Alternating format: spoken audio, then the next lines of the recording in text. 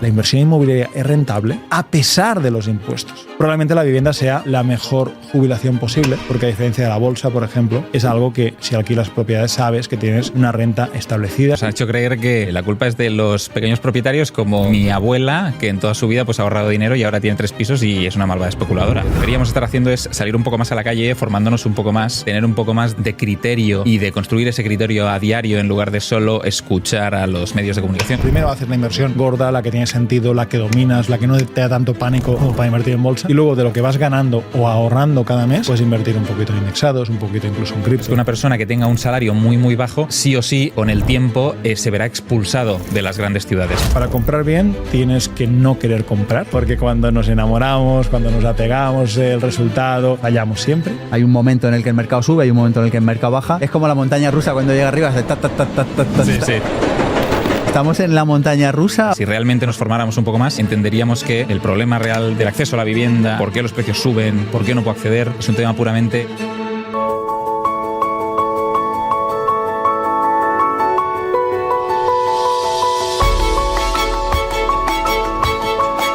Imagina que eres malo, pero malo malísimo. O sea, malo de esos que acarician gatos negros mientras echan carcajadas sonoras en una silla, mientras desayunan niños crudos y se ríen de que un coche se ha estrellado y ha matado a una anciana. De ese tipo de malos, ¿no? Imagínate que estás en el poder, que podría pasar. No digo que pase, pero que podría pasar, ¿no? Y ahora imagínate que quieres conservar tu puesto en el poder. Con lo malo que eres, lo último que querrías es que alguien te supervise o te fiscalice o mire lo que estás haciendo. Siguiendo esta hipótesis, ¿qué es lo que harías? Te recuerdo que eres malo malísimo. Pues lo que harías sería hacer subir el precio de las cosas básicas.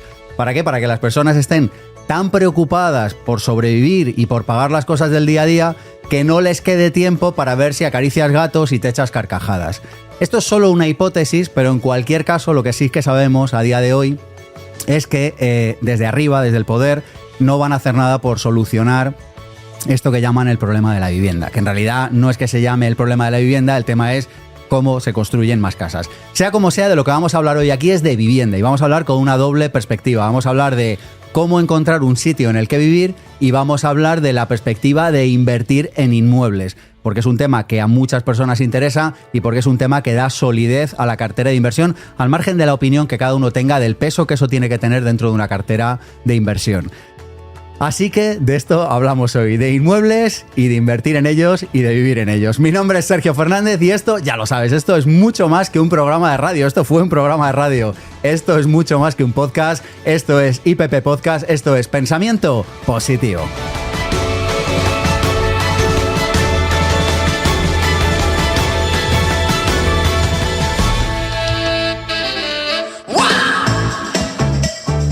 Pensamiento Positivo, el programa de desarrollo personal y profesional. Sergio Fernández. Y tenemos a dos invitados de excepción hoy. El primero de ellos, Pau Antó, uno de los grandes referentes, una de las grandes voces si hablamos de inversión en inmuebles en España. Profe muy querido por los alumnos del Máster de Libertad Financiera de IPP. ¿Sabes que me hablan bien de ti, tío? Me alegro. Oye, ¿es buen momento 2025 para invertir en inmuebles? Yo estoy invirtiendo como nunca, así que espero que sí. ¿Y qué pasa con los precios que no paran de subir? No paran de subir ni probablemente paran de subir por eso que comentabas previamente de que falta vivienda, con lo cual cuando un bien es escaso lo normal es que siga subiendo y nosotros estamos aprovechando oportunidades para comprar y vender o incluso para construir, que el año pasado nos animamos a empezar a construir de cero. Es un reto, pero que lo estamos capeando y de momento estamos yendo bien en ese sentido. Así que sí, creo que es un buen año para invertir. ¿Para invertir y para vivir? ¿Para comprar para vivir también? Los tipos de interés se están relajando, con lo cual gente que tenga la visión de estar más de 10 años en un sitio, que quiera hacer hogar y demás, puede ser un buen año. Pero evidentemente hay que ver el factor comparador. Yo siempre he dicho que soy más de la opinión de alquilar la casa donde vives y la opinión de comprar otros activos que te paguen ese alquiler o parte de ese alquiler, pero podemos profundizar un poquito más. De hecho, yo recientemente compré mi casa. Enhorabuena. Sí, fue por un tema hiper emocional, no por un tema racional, pero si miras muchas veces el Excel, los números, lo que tiene sentido es no comprar tu casa, sino hacer inversiones que paguen el alquiler de tu casa. ¿Qué le dices a las personas que dicen que con el salario que tienen no pueden afrontar, comprar o alquilar una vivienda? ¿Hay soluciones? No hay grandes soluciones, espero que veamos algunas con el siguiente invitado, pero no hay grandes soluciones. Lo que sí que es cierto es que cada vez, y me duele mucho, las personas se tienen que ir más lejos de donde trabajan. Es algo que era impensable hace 20, 30 años, tenías la suerte de poder trabajar cerca de donde vivías y ahora hemos normalizado que una persona que viva, por ejemplo, en Madrid, tenga que hacer 45 minutos, una hora de cada trayecto, es decir, 45 más 45 o una hora más una hora cada día, porque vive en las afueras, porque tiene que coger transporte público, tiene que comerse los atascos cada mañana. Y de hecho, la labor que hacéis desde IPP de abrir los ojos a la mente para que vean que eso que hemos normalizado no tiene por qué ser normal, cada vez es más así. No hay muchas opciones porque el centro de las grandes ciudades todo el mundo quiere vivir y pocos lo pueden pagar, con lo cual es una tendencia y vamos a, uno, o irnos más hacia las afueras, o dos, estar en pisos o en unidades más pequeñas, que es también otro modelo. Por eso han surgido modelos como el compartir piso, como el alquiler por habitaciones, que son modelos que hacen que poder vivir en el centro sea posible, porque si no es totalmente imposible. Y a esto se dedica precisamente nuestro siguiente invitado, Uri Valls. Bienvenido. Mil gracias, Sergio. Un placer. A Habitación.com es el principal proyecto en el que estás, que básicamente a lo que se dedica es a esto, a proporcionar la posibilidad de comprar no una vivienda, sino una habitación dentro de una vivienda. Correcto. ¿Cómo ves el tema de comprar en el 2025 en España? ¿Sigue siendo buen momento para A, invertir, B, vivir? Yo estoy como Pau. Es decir, invertir creo que siempre es un buen momento, siempre que se compre bien. Entonces, siempre hay oportunidades. Evidentemente, pues depende de dónde se haga y si se hace mal, pues nunca será una buena inversión ni ahora ni en el futuro. Pero sí, creo que es un buen momento para invertir. Hay oportunidades.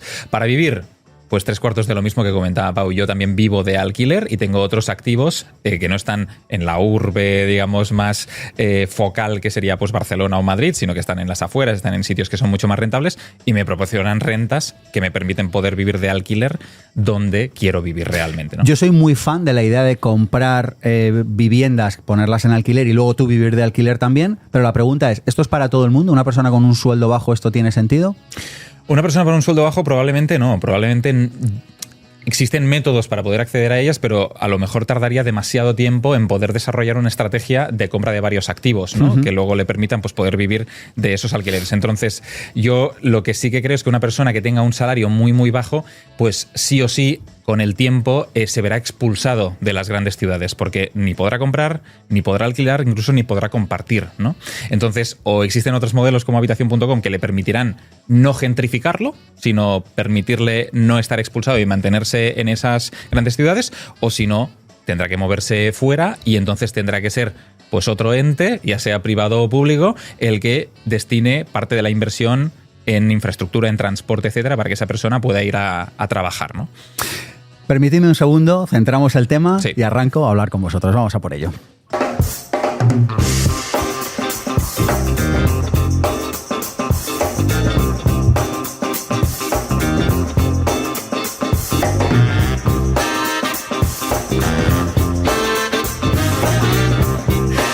Bueno, como siempre, si no recomendáramos libros no seríamos IPP. Te comparto algunos libros que te pueden ayudar a profundizar, a investigar, a abrir la mente, no sé, a encontrar nuevas perspectivas sobre el tema de la vivienda. El primero de ellos se llama Padre Rico, Padre Pobre. Yo este libro me lo recomendaron en el año, si no recuerdo mal, 2005. Recuerdo que fui a la librería, a la biblioteca de mi barrio, no lo tenían en aquel entonces en Lavapiés, y lo mandé traer. Y aquel libro fue como un bálsamo para mí, porque yo desde muy niño había tenido una idea, no sé ni de dónde me salió, pero lo recuerdo perfectamente. Me acuerdo perfectamente que mi madre venía con el periódico, todavía me acuerdo, con el Diario 16, eso fue cuando había medios de comunicación en España, y lo traía, y yo lo primero que hacía del Diario 16 era leerme la contraportada, todavía me acuerdo, Albite, y me miraba el precio de las viviendas, y yo soñaba con la idea de en algún momento comprar una vivienda para ponerla en alquiler. Cuando leí el libro de Padre Rico, Padre Pobre, fue como, wow, esto es posible, hay alguien que lo ha hecho, y a mí aquello me supuso un antes y un después. Lo recomiendo, el libro tiene más de 20 años, y sin embargo creo que sigue siendo actual, sobre todo para personas que no tienen nada o que no tienen ningún tipo de cultura relacionada con los inmuebles. Segundo, Libertad Financiera, Carlos Galán. De hecho, tú has prologado este libro, si no me equivoco. Correcto. Lo puse ayer de memoria, lo tenía en la biblioteca, no quería ir a la biblioteca a buscarlo, lo puse de memoria. Libertad Inmobiliaria, es un gran libro, es sentido común. Mira que he leído sobre inmuebles y desde que lo leí, me lo regaló de hecho Carlos en un evento que hicimos en Bogotá. Y me pareció un libro sensacional. Lo sigo recomendando, lo recomendamos a alumnos. El ABC de la inversión inmobiliaria es un libro de la colección de Rich Dad, Poor Dad de Kiyosaki. Es un libro extraordinario también. Y bueno, luego no tiene que ver con inmuebles, pero ayuda a situar la mente este libro del inversor inteligente de Benjamin Graham. Si te gustan libros, recomiendo libros en muchas ocasiones en ippformacion.com/regalo. Es el email que leen varias decenas de miles de personas cada día. Cada día, hoy también, ya lo he escrito, todos los días escribo un email contando una recomendación de un libro, subiendo un vídeo, el día que hagamos este vídeo pues lo subiré, contando alguna anécdota que me ha pasado con algunos de los miles de alumnos que tenemos en IPP, etc. ippformacion.com/regalo. Y te cuento alguna idea. Primera idea, y tiene mucho que ver con el tema de la vivienda. Muchas personas trabajan a cambio de dinero y eso está bien, yo también lo hago, no hard feelings con ello, todo ok. Pero hay un concepto que me saqué por primera vez de este libro, Padre Rico, Padre Pobre, que es conseguir que el dinero trabaje para ti. Y los inmuebles a mí me gustan como inversión porque son una manera muy fácil de que personas sin un gran conocimiento financiero puedan encontrar algo razonablemente bien sin que se les engañe demasiado. Es decir, en una industria de tiburones con personas que tienen 3 hileras de colmillos que ni lo dudes van hasta por tu último euro, comprar un pisito en tu barrio puede ser una manera de soslayar las dificultades que tiene esta industria. Siguiente concepto que me saqué de este libro, Padre Rico, Padre Pobre, que me gusta y que quiero compartir contigo, que es el concepto de la carrera de la rata. Kiyosaki propone esta metáfora visual que es, imagínate un ratoncito, un hámster dando vueltas en su circulito y te dice, oye, la mayor parte de las personas ingresan un salario, lo gastan, siguen correteando, pero por mucho que correteen, siempre están paradas en el mismo lugar. La carrera de la rata, seguro que lo has escuchado. Y yo me gustaría que cuando acabáramos este programa tuvieras una idea, si es que no la tienes ya, que es la idea de tomarte en serio tus inversiones. Sean inmobiliarias o sean de otro tipo. Pero la inmobiliaria, insisto, es una manera relativamente fácil de entrar para poder acceder al mercado de las inversiones. Y por último, tercera idea que quiero compartirte, la idea de la importancia de tener un plan. Yo siempre digo que tener un plan lo cambia todo. No importa dónde estamos, importa dónde vamos. No importa lo que ganamos hoy, importa lo que queremos ganar. No importa lo que las cartas que la vida nos ha repartido, importa las cartas que vamos a ir adquiriendo nosotros con tesón, con constancia, con visión y sobre todo con una claridad hacia dónde queremos ir. Lo creamos o no, la mayor parte de las personas no consiguen objetivos, no porque el contexto sea difícil, que a veces también, sino porque no tienen claridad de sus objetivos. Y creo que disponer de inversiones inmobiliarias es un buen primer paso, quizá un segundo paso, un tercero, no lo sé, cada uno tendrá que decidir, pero creo que es un buen paso en cualquier caso para acercarnos a ese objetivo soñado que es el de la libertad financiera, que todo el mundo, tú también por supuesto, puedes lograr. Dicho todo lo cual, arrancamos la entrevista con Pau Anto.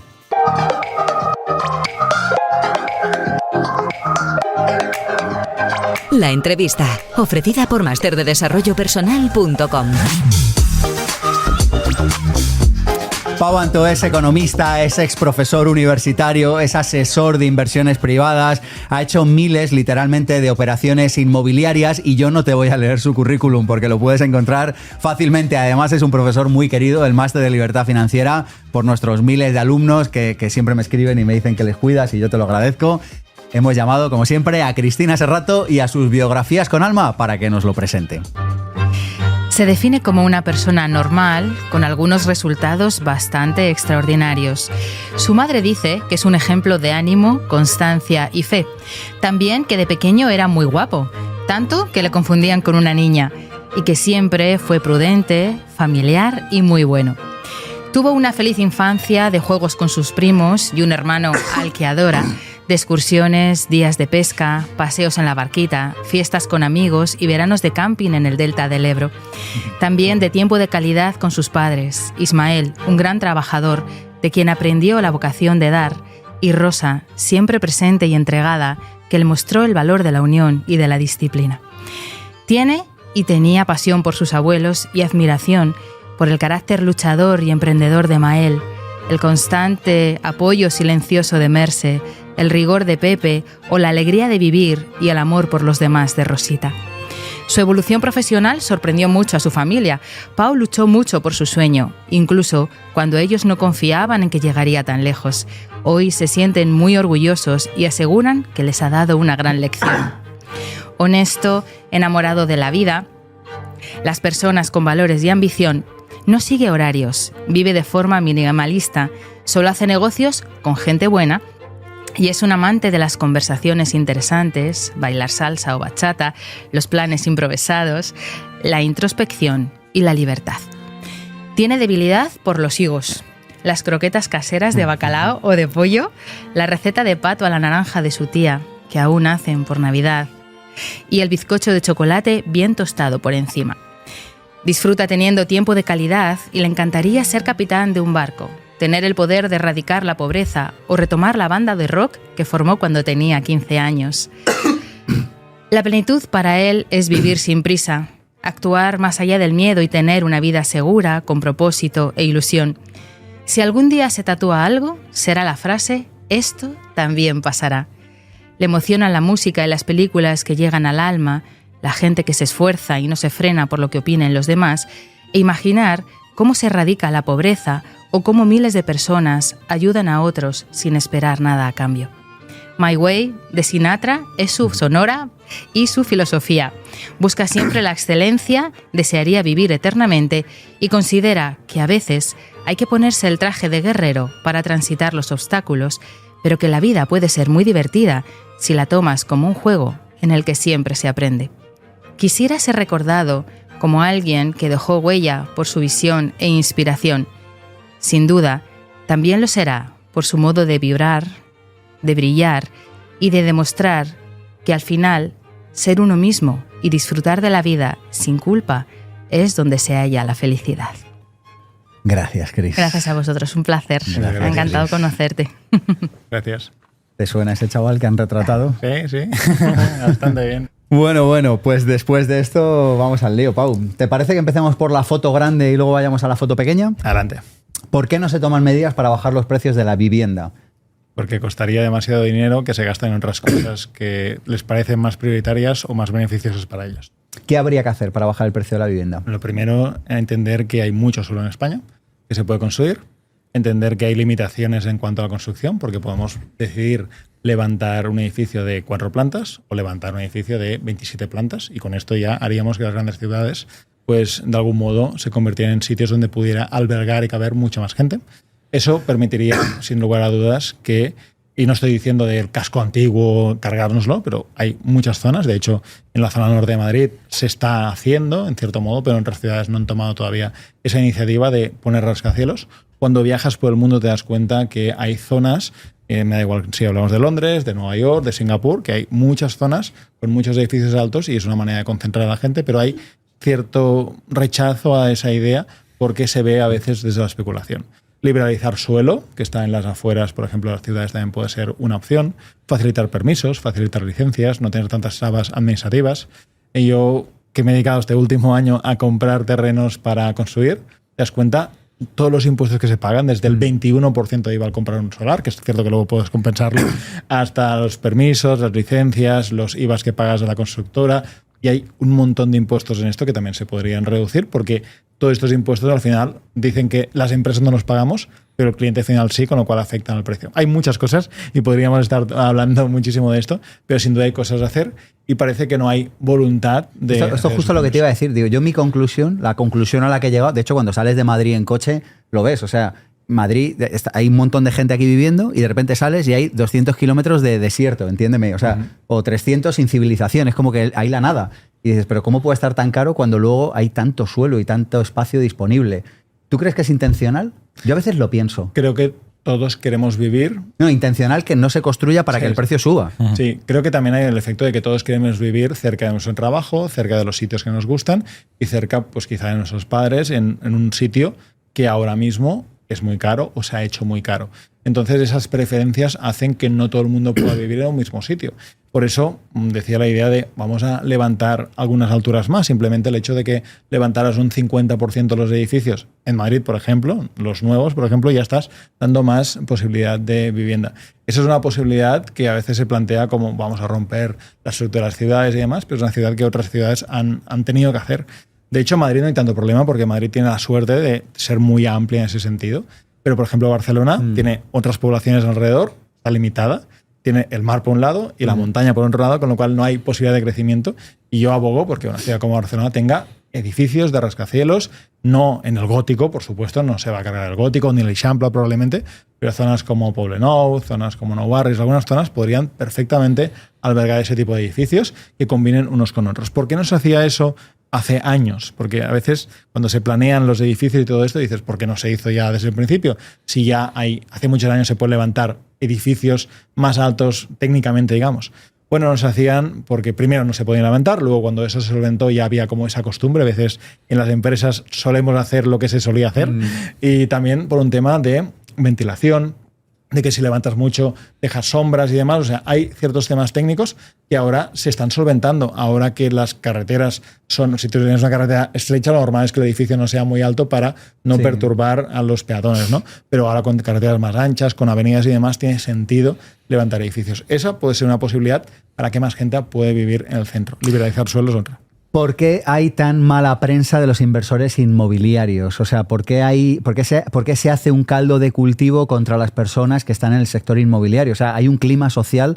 Yo creo que a veces las personas que estáis en esto no os dais cuenta. Bueno, no sé si tú te das cuenta. Yo me doy cuenta porque voy a La Sexta a menudo y me toca ir recibir en la sexta noche. Bueno, ahora se llama, La Sexta Explica se llama ahora, que han ido cambiando el nombre, pero sí. O sea, hay como un clima negativo fomentado es que no sé ni cómo llamarlo, desde las personas que son la correa de transmisión del poder, que son los medios de comunicación, para que haya un clima negativo en contra de constructores, inversores, etcétera. Háblame de esto. Siempre se busca un culpable y es más fácil que el culpable esté fuera y que le pongamos un nombre y apellidos. Y las personas que llevamos muchos años, tú me conoces hace muchos años comunicando y demás, pues es fácil que te pongan esa etiqueta de especulador inmobiliario, de persona que se aprovecha de los inmuebles y demás.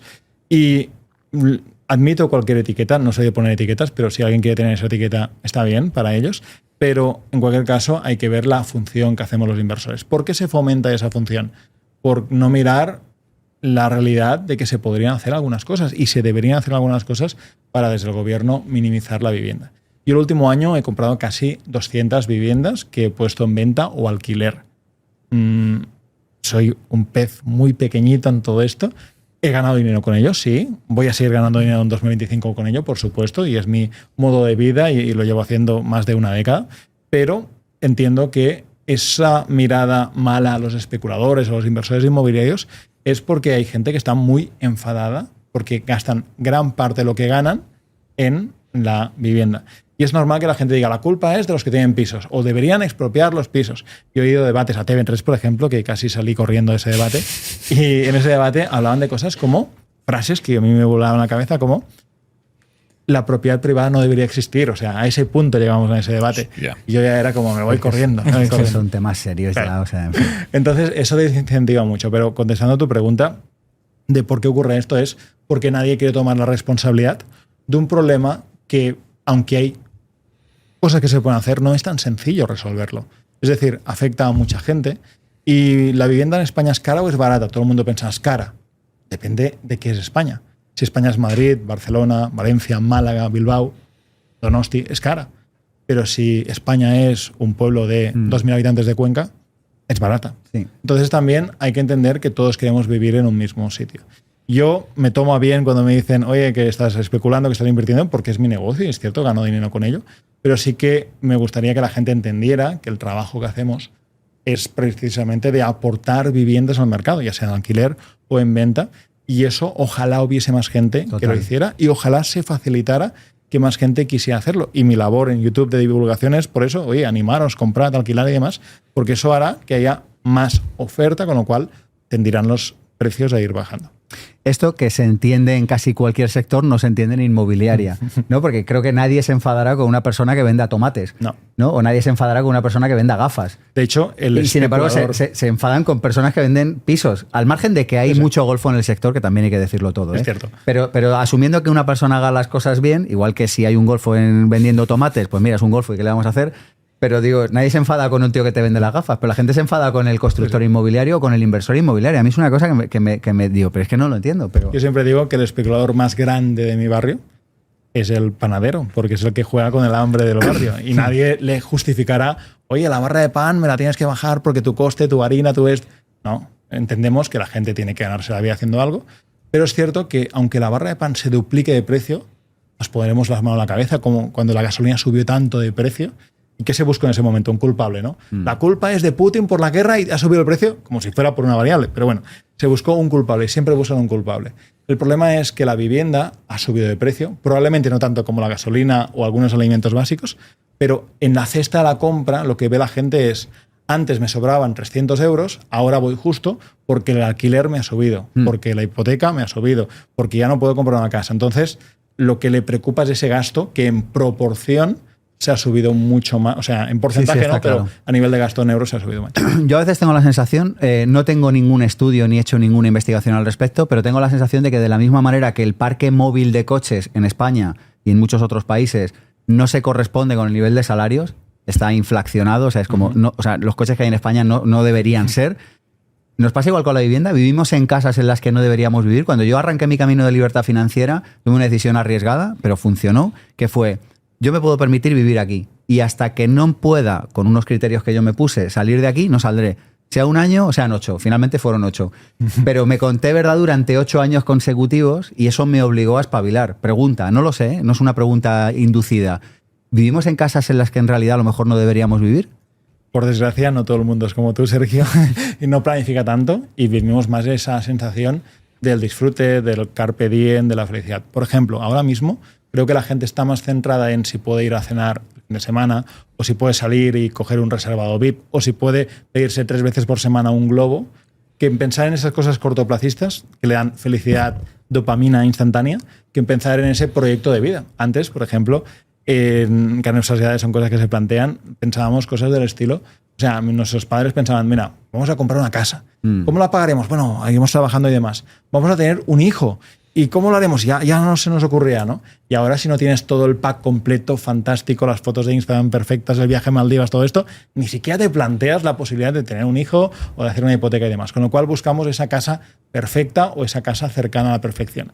Y eso genera que nos endeudemos, o genera también, si no puedes llegar a endeudarte y a vivir por encima de tus posibilidades, genera mucha frustración porque ves al amigo, al vecino, al conocido, que está viviendo una vida que a ti te gustaría vivirla. Y las comparaciones por redes sociales en ese sentido son odiosas. Así que sí, claramente contestando tu pregunta, soy de la opinión que vivimos no solo en los coches, que hay muchísimos financiados de renting y demás, sino también en las casas solemos vivir por encima de nuestras posibilidades. Pero fíjate que esto además lleva a otro tema, Pau, que es que como gran parte de la renta disponible se está derivando a consumo. El otro día me hablaban unas personas no recuerdo las cifras ahora, pero me hablaban de cifras del globo de comida a domicilio y tal. Yo me quedaba atónito, porque para mí una comida a domicilio, no sé, es como que tengo que llegar de un viaje y tener la nevera vacía, o no sé qué catástrofe nuclear ha tenido que ocurrir para que lo haga, ¿no? Y yo me quedaba atónito. Digo, no recuerdo las cifras, pero eran millones de euros, tal, ¿no? Entonces, como que mucho consumo se está yendo a, bueno, pues esto, a la comida a domicilio, a la ropa, a las vacaciones, que está bien, pero a cambio está disminuyendo el ahorro. Que antes típicamente iba a un coche o iba típicamente a una vivienda, sobre todo una vivienda, y como muchas personas están con este hechizo de, bueno, pues ahora ya como no se puede comprar una vivienda, pues no ahorro para la vivienda. Y digo, dentro de 10 o 20 años nos vamos a encontrar auténticos dramas de personas que no han ahorrado nada.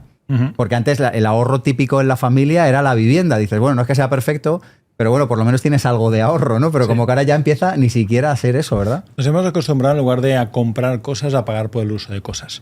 Hace un par de semanitas estaba con un amigo que tiene un barco fantástico, con su barco navegando por la Costa Brava. Sé que te gusta mucho también navegar a vela. Así que estaba ahí con él y me sorprendió ver su colección de CDs. Porque ya no tenemos CDs, por ejemplo, ya no tenemos DVDs. Evidentemente, cuando estás en el mar, para quien no conozca el tema de la náutica, no te puedes conectar y ver una serie en Netflix o en Spotify cuando estás a lejanos, a millas de la costa, ¿no? Entonces, no tenemos ni siquiera la música que nos gusta. No tenemos ni siquiera las películas que nos gustan. Nos hemos acostumbrado a pagar por el uso de las cosas que podemos hacer en un momento, y el alquiler también va un poco en esa línea de, pues alquilo y ya está. Y probablemente es una decisión sensata, siempre y cuando, exacto, siempre cuando tengas un plan de comprar una vivienda para alquilarla, siempre cuando tengas un plan de, en ese sentido, decir, oye, pues voy un pasito más allá y tengo cierto patrimonio. La persona que no tenga la disciplina, como tú has podido tener, yo le digo, cómprate una casa, porque como mínimo tendrás tu propia casa, que en unos años estará pagada y en el futuro no tendrás problemas en ese sentido. Oye, vamos con las inversiones. ¿Todo el mundo debería invertir en vivienda? Sí. ¿O en inmuebles? Sí. ¿En un sentido amplio? Yo creo que sí, pero me dedico a eso, con lo cual mi opinión está seguro sesgada.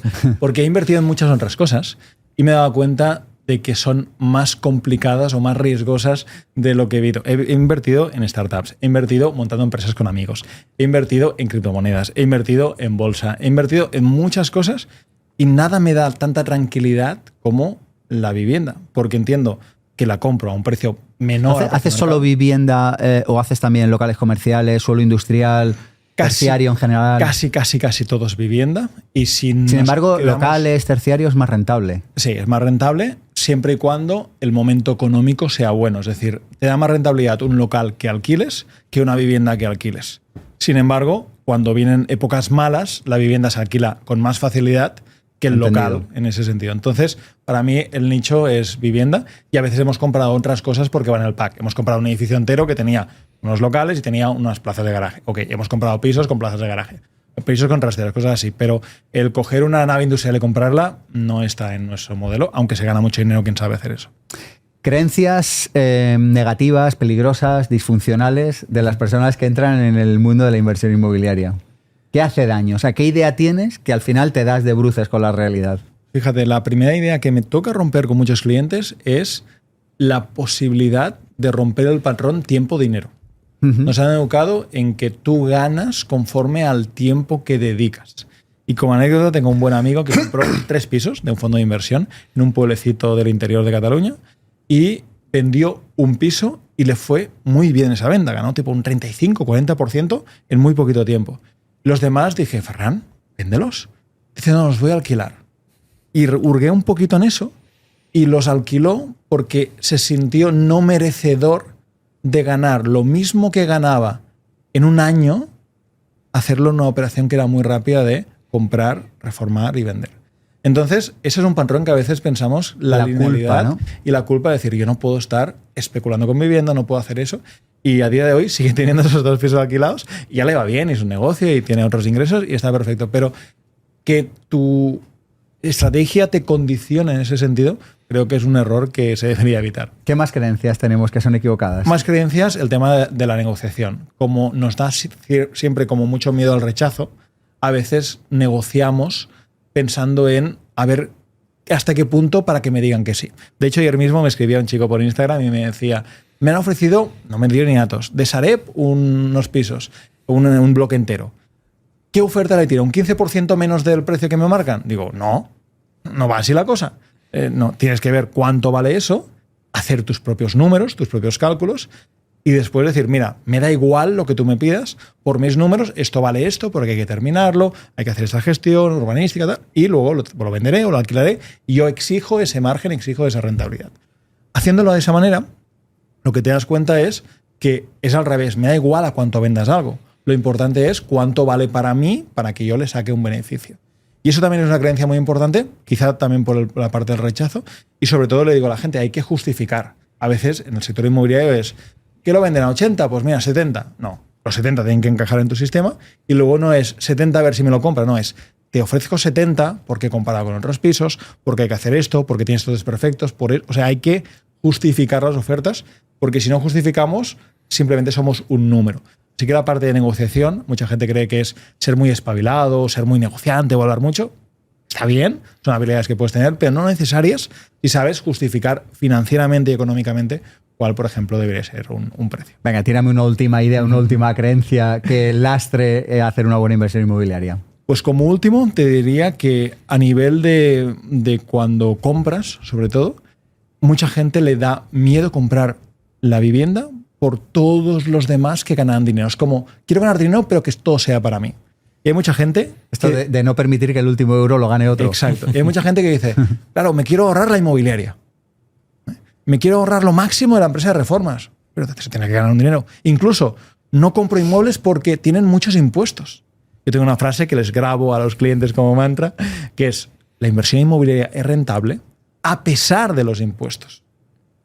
Porque tú al final de lo que ganas vas a pagar una parte de impuestos. Y de lo que ganas, pues habrá una reforma, unas comisiones, unos gastos, todo eso. Entonces, eso a veces les resta mucho decir, claro, es que compro esto, arriesgo mi dinero y voy a pagar el ITP, luego voy a pagar este impuesto, luego voy a pagar las reformas, esto. No, es parte del juego. Si no admites ese juego, dedícate a otra cosa. De hecho, a veces la gente dice, prefiero invertir en bolsa porque así no pago impuestos hasta que no vendo. Y yo pienso, bueno, es que las empresas en las que inviertes pagan un montón de impuestos para funcionar. O sea, que los impuestos están siempre ahí y tenemos que romper ese paradigma, ser abundantes y decir, yo voy a ganar un dinero y es lógico que por el camino se pierda una parte porque se mantenga todo el sistema o todo como está establecido. ¿Invertimos con apalancamiento, con dinero de otros o sin apalancamiento? Si quieres crecer con apalancamiento, yo soy de invertir con apalancamiento y lo hago de dos maneras. O con capital del banco, baratito, o con capital de inversores, mucho más caro, pero para mí tiene mucho sentido, porque tenemos una comunidad de inversores de 2.500 inversores y hacemos muchos proyectos conjuntamente. Muchos proyectos que yo hago los hacemos con ellos, con lo cual nos compenetramos y una parte del beneficio va para ellos y otra parte va para mí. Así que para mí tengo la agilidad y la facilidad de tener mucho dinero disponible. Pero la persona que dice, me voy a comprar la primera inversión inmobiliaria, ¿no? Para comprar y alquilar con apalancamiento creo que es lo que tiene más sentido, porque te permite llegar a más pisos. Fíjate que el apalancamiento tiene algo muy positivo. Si yo con mi dinero puedo comprar un piso, ¿cuánto tiempo tardaré en poder comprar un piso entero? Si he podido apalancarme, quizá varios años antes he podido comprar, con lo cual, 1, ya estoy generando ingresos y 2, tengo una propiedad que también se me va revalorizando, porque hace 3 o 4 años la vivienda valía menos. Si la compré entonces, ya he podido comprarla y se ha revalorizado. Además, con los tipos de interés, si compramos, mi sugerencia siempre es tipo de interés fijo, no variable, entonces sabes perfectamente cuánto vas a pagar y la sorpresa es que cada año ocurren 2 cosas mágicas. Que el precio del alquiler sube por la inflación, con lo cual la gente suben los precios de todo. Pues yo como rentista digo, qué guay, porque mis alquileres suben, con lo cual por ahí ganas. Y la segunda sorpresa positiva es que a largo plazo, y generalmente año a año, pero puede haber algún año de baches, pero a largo plazo el valor de la vivienda también aumenta, con lo cual tienes una hipoteca que pagas un fijo constante y se va revalorizando con el tiempo el alquiler y también el valor de esa propiedad, con lo cual con hipoteca te permite comprar antes y también si te endeudas mucho te permite comprar más propiedades. Propiedades que durante 20, 25 años se pagarán solas y luego tendrás un patrimonio de 1, 2, 3, 5 propiedades, las que sean, que tendrás 100% pagado y puede ser una perfecta jubilación, porque entiendo que los espectadores ya saben perfectamente que eso es la jubilación, mejor no esperarlo.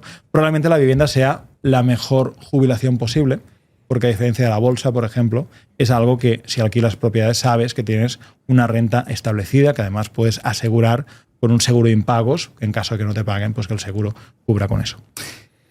Dame 3 tips, 3 consejos para comprar bien. Para comprar bien tienes que no querer comprar. Porque cuando nos enamoramos, cuando nos apegamos, el resultado, me ha gustado, la zona, tengo uno cerca, me va muy bien, ahí fallamos siempre. Con lo cual el primer tip sería no querer comprar, mostrar un desapego real.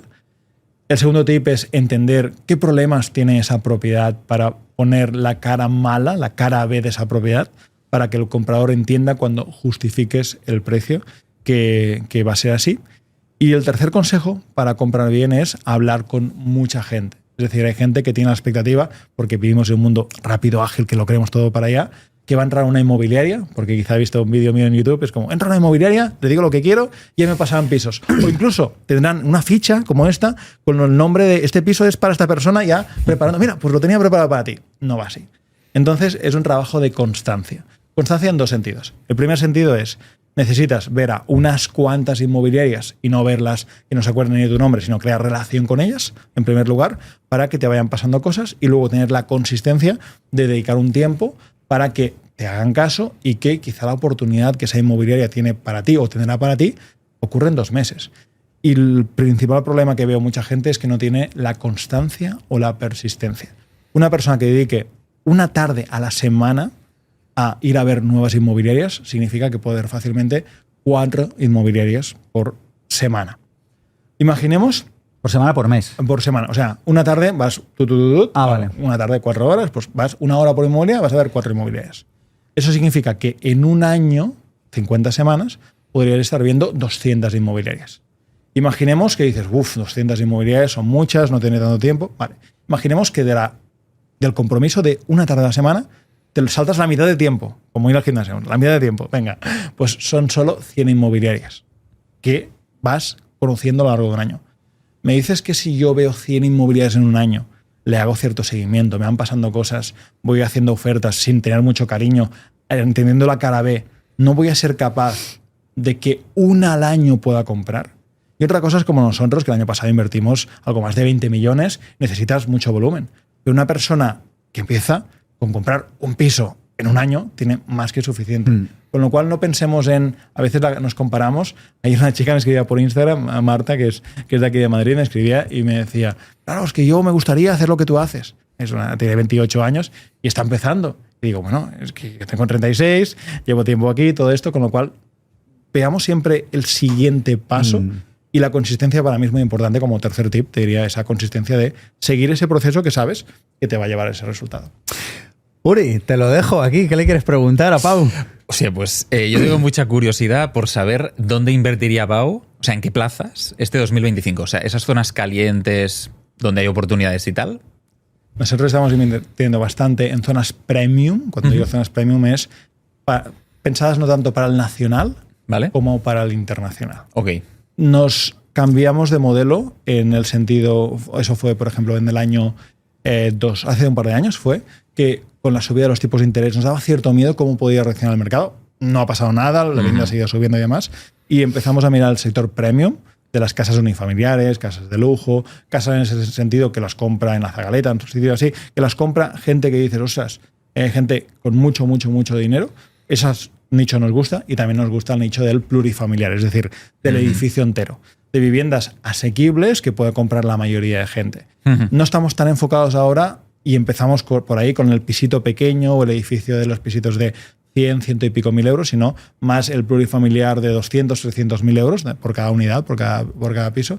Ahí pensamos que también mucha gente, no tanta, pero mucha gente puede llegar ahí, y también por nuestra manera de entender las inversiones hoy y por nuestro capital, tenemos que ir a piezas más grandes. Y aquí hay dos lecciones. La primera es, cuando tienes poco capital, puedes optar hasta donde puedes optar, pero también lo que compras es muy vendible porque es muy barato y también compites con mucha gente.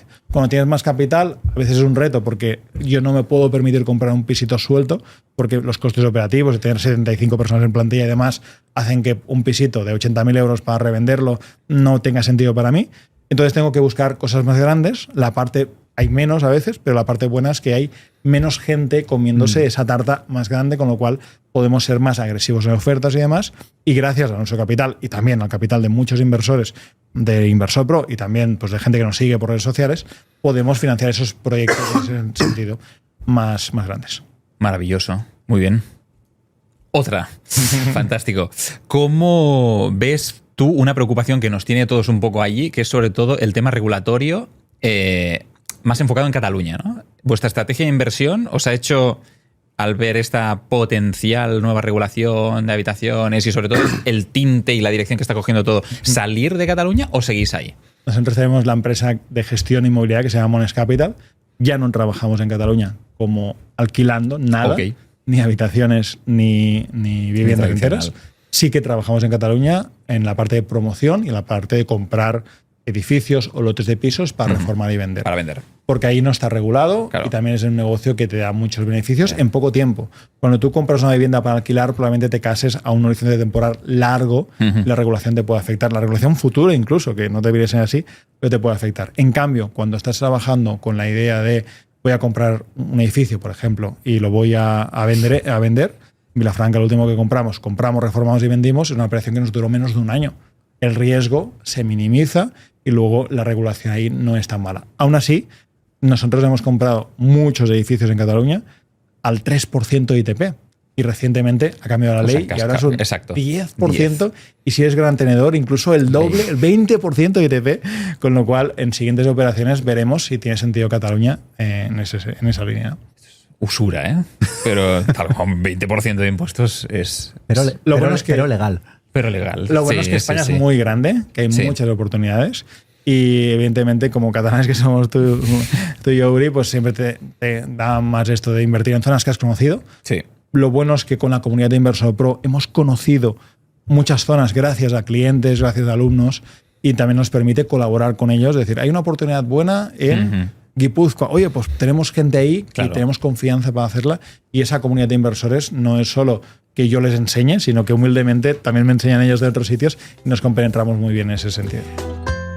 Bueno, te quiero contar dos cosas. La primera, que si te interesa esto de invertir, tenemos un programa que se llama Máster de Libertad Financiera. Llevamos haciendo desde el año 2022. Miles de alumnos han pasado por este máster desde el año 2022. En concreto, en el momento en el que te estoy contando esto, más de 2.000 alumnos han pasado por ahí. Y si te interesa, te ofrezco una prueba gratuita del máster. ¿Cómo lo haces? Pues es muy fácil. Vas a ippformacion.com/regalo y ahí puedes encontrar no solo el cajetín para poner tu email y que yo te mande mi email diario, sino que haces scroll down un poquito más para abajo y te encuentras la prueba gratuita del máster de Libertad Financiera. Ahí te he grabado varios vídeos. Mira, te he grabado un vídeo que se llama Introducción a la Libertad Financiera, que dura 24 minutos, lleno de información de valor para empezar a entender esto de las inversiones. Te he grabado uno que se llama Hábitos importantes sobre el dinero. En solo 17 minutos te cuento algunas de las cosas que he aprendido en todos estos años trabajando el tema de la libertad financiera. Hay más, en otro de 23 minutos te cuento conceptos básicos sobre el dinero, entenderás bien qué es el ahorro, qué es la inversión, qué es el interés compuesto y un montón más de cosas. Y en definitiva son 5 vídeos, que es una prueba gratuita del máster de libertad financiera. Además, insisto, ahí te puedes apuntar al correo en el que te mando un correo cada día con algo de valor. Y además, si no te interesa tanto el tema del dinero, pero te interesa el desarrollo personal, pues puedes también acceder a una formación gratuita de cómo superar tus creencias limitantes. Si te interesa el tema de emprender, tienes la formación gratuita Reinvéntate Emprende y tienes otra decena de formaciones gratuitas. Sergio, ¿y por qué me lo das gratis? Bueno, es bastante obvio. Las formaciones son alucinantes, te lo digo. Pero cuando terminas te llega un email y te dice, oye, si quieres comprar una de pago, pues aquí tienes el link. Si no la quieres comprar, estamos en paz. Hay orden kármico igual, pero de verdad que son formaciones buenas. ippformacion.com/regalo. Seguimos. No esperes para comprar bienes raíces. Compra bienes raíces y espera. Teja Reker.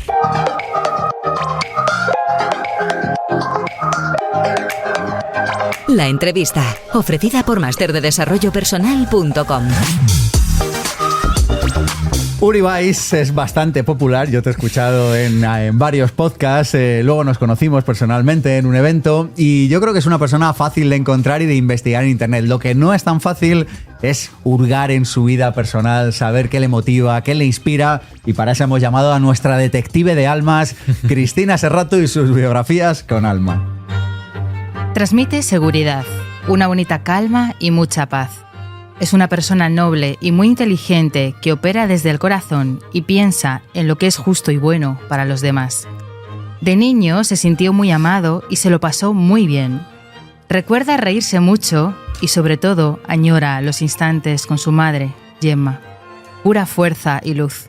Con ella aprendió a querer, a perdonar y a entender que la vida son 2 días y que hay que disfrutar.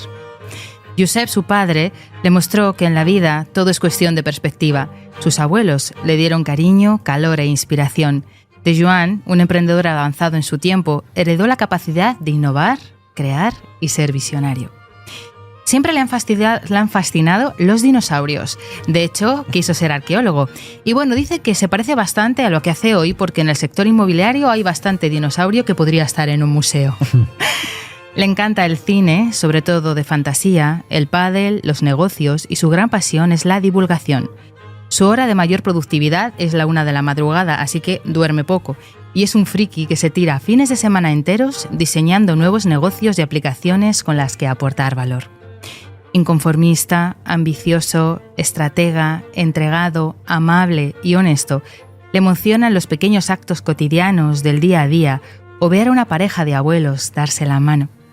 El algoritmo de Instagram no para de mostrarle vídeos de gatitos. Se cree que es adicto. Ha sido muy payaso toda la vida, lo que le ha ayudado a tener muchos amigos, aunque con el tiempo ha aprendido que en la amistad es mejor calidad que cantidad. Su banda sonora es El Señor de los Anillos y su lugar ideal está en cualquier sitio tranquilo con su mujer y sus 2 gatos. Le encantaría ver una charla íntima entre Sam Altman y Elon Musk sobre la IA, parecerse a Brian Chesky y ser Son Goku para hacerse más fuerte en cada batalla y revivir varias veces. Cree que la felicidad se debe vivir a diario y que todo el mundo tiene razón. Y si le dieran la oportunidad de regresar de nuevo, se enfadaría menos por tonterías, abrazaría más a sus seres queridos y repetiría 1000 veces el ser emprendedor. Termina el día viendo una peli con Ana y amanece acariciando a alguno de los gatos que tiene en la cara. antes de lanzarse a una nueva jornada en la que será ese Uri que deja huella ahí donde va y que en esa conversación que desearía tener con Gemma solo recibiría elogios de una madre orgullosa por lo que su hijo ha conseguido ser.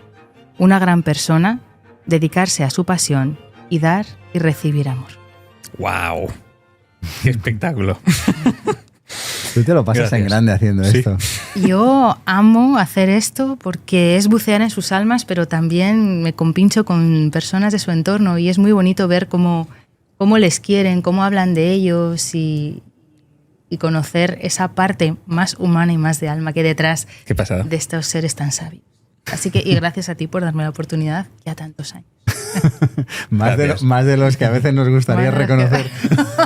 Ya tenemos canas. Gracias. Muchas gracias. A vosotros. He quedado un poco como un loco, tanto gato, pero es bastante controlado y sosegado. O sea. Bueno, Uri, vamos a charlar de esto. Te propongo el mismo itinerario que Pau. Fenomenal. Pregúntale luego lo que quieras, pero vamos de la foto grande a la pequeña. Venga. ¿Qué estamos haciendo mal como sociedad? ¿Cómo es posible que haya tantas personas que no pueden acceder a una vivienda? Ostras, realmente yo creo que la sociedad civil no está haciendo nada mal. O sea, creo que es consecuencia, ¿no?, de otra sociedad más grande, más macro, ¿no?, que muy influenciada por un sistema que puede ser de un color, de otro, o que va en una dirección u otra, nos ha hecho creer que estamos haciendo cosas mal desde la sociedad civil. Nos ha hecho creer que la culpa es de los pequeños propietarios como, yo qué sé, mi abuela, que en toda su vida pues, ha ahorrado dinero y ahora tiene 3 pisos y es una malvada especuladora. Por favor, ¿no? O sea, creo que realmente no estamos haciendo las cosas tan mal. Lo que deberíamos estar haciendo es salir un poco más a la calle, formándonos un poco más, tener un poco más de criterio y de construir ese criterio a diario en lugar de solo escuchar a los medios de comunicación, que son estas correas de distribución que hablábamos, ¿no?, de los diferentes gobiernos que han pasado por allí, que al final controlan completamente la forma en la que pensamos, ¿no? Y eso es lo que creo que está mal. O sea, si realmente nos formáramos un poco más, entenderíamos que el problema real del acceso a la vivienda, el por qué los precios suben, por qué no puedo acceder, es un tema puramente económico y de mercado, ¿no? Y que se arregla, como antes comentaba Pau, pues se arregla con oferta, se arregla fomentando, incentivando todo esto y no metiendo mano. Me ha encantado, Pau, el símil con el panadero, ¿no? Estamos en un pueblo, ahora mismo hay un solo panadero, pero todo el mundo quiere pan, ¿no? Pues ¿a quién se le ocurriría prohibir el pan? No, a partir de ahora no puedes hacer pan, ¿no? No, lo que hay que fomentar es que haya más panaderos, ¿no? Pues esto es justo lo contrario de lo que está ocurriendo. Entonces necesitamos más panaderos haciendo más pan. Yo siempre pongo el ejemplo de los menús del día, ¿no? Yo creo que España, una de las fortalezas que tiene es el menú del día. O sea, no se come en otro lugar del planeta de la misma manera que se come con el menú. Por si alguien no lo sabe, en España, pues primero, segundo, postre y vino, y tiene precios muy competitivos, sobre todo en cuanto sales del centro de Madrid o de Barcelona. Por total. 12, 15 euros puedes conseguir cosas que son verdaderamente abrumadoras. ¿A dónde voy? A que eso es así porque hay un restaurante en cada esquina de cada pueblo de España y entonces el precio que hay es un precio real de lo que vale fabricar eso, en realidad, ¿no? Exacto. Y digo, si consiguiéramos lo mismo con la vivienda, en realidad el precio se ajustaría, ¿no? A nadie se le ocurre intervenir el mercado del menú del día. Total. Y sin embargo se nos ocurre intervenir el mercado de la vivienda y la consecuencia natural es que los precios suben como cada vez que se interviene un mercado. Es que a mí me da hasta pereza hablar de esto en el siglo XXI. Sí, totalmente. Es que, no sé si me da pereza o ternura, ¿no? O sea, como...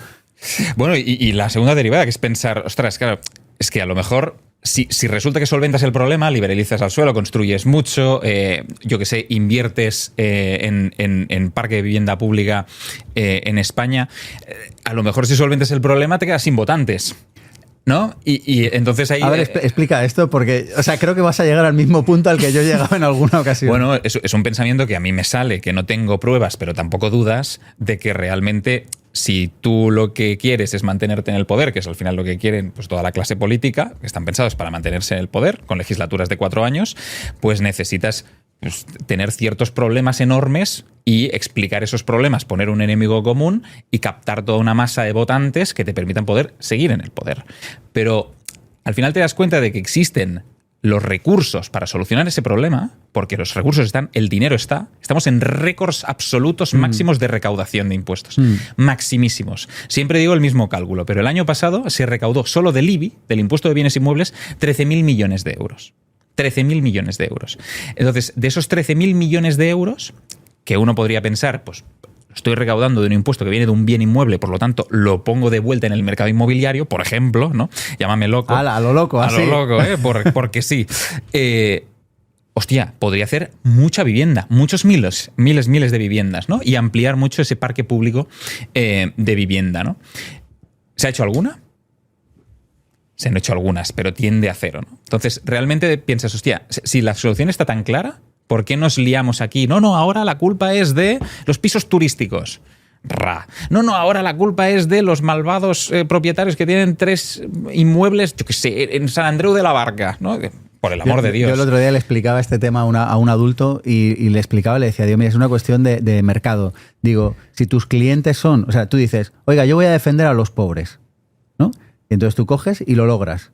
Esto, por cierto, de alguna experiencia que ha sucedido en algún municipio de la Comunidad de Madrid. Entonces tú dices, oiga, yo voy a ayudar a los pobres y les ayudas. Entonces te quedas sin votantes porque tu partido defendía a los pobres. Exacto. Entonces, el otro día una persona me miraba así con cara de Maggie Simpson, ¿sabes? Cuando hace así con el chupete.